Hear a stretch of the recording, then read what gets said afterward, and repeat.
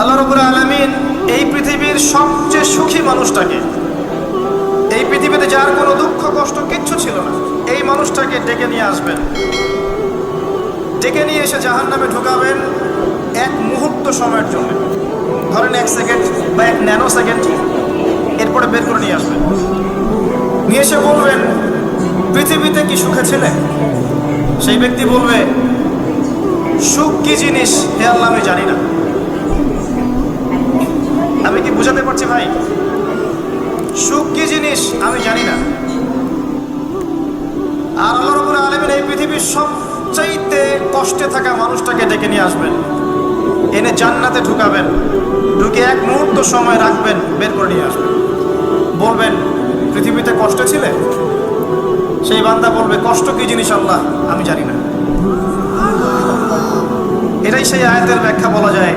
আল্লাহ পাক বলেছেন কুল্লু নাফসিন যায়িকাতুল মাউত, প্রত্যেকটা নফস বা আত্মা মৃত্যুর স্বাদ গ্রহণ করবে। ফাইন্নামা তুওয়াফাউনা উজুরাকুম ইয়াওমাল কিয়ামাহ, কিয়ামতের মাঠে তোমাদের পূর্ণ প্রতিদান দেয়া হবে। ওই দিন ফামান যুহজিহা আনিন নার ওয়া উদখিলাল জান্নাহ ফাকাদ ফাজ, সেদিন যাকে আল্লাহ পাক জাহান্নাম থেকে বাঁচাবেন, জান্নাতে প্রবেশ করাবেন, একমাত্র সে ব্যক্তি সফল আর সফল।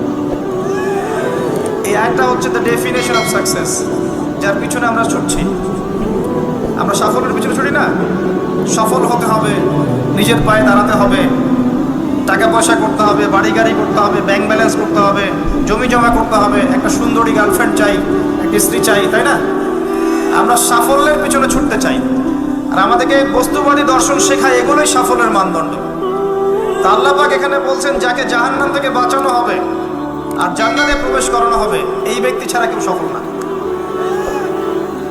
পৃথিবীতে আপনি অনেক বড় নেতা হতে পারেন, ইভেন অনেক বড় আলেমও হতে পারেন, অনেক বড় পলিটিশিয়ান হতে পারেন, অনেক বড় প্রশাসনের কর্মকর্তা হতে পারেন, অনেক বড় ইকোনমিক্স হতে পারেন, কলামিস্ট হতে পারেন, বুদ্ধিজীবী হতে পারেন, হাফেজ হতে পারেন, হুএভার ইউ আর, যদি কিয়ামতের মাঠে আপনি জান্নাতে যেতে না পারেন, আপনি সফল না।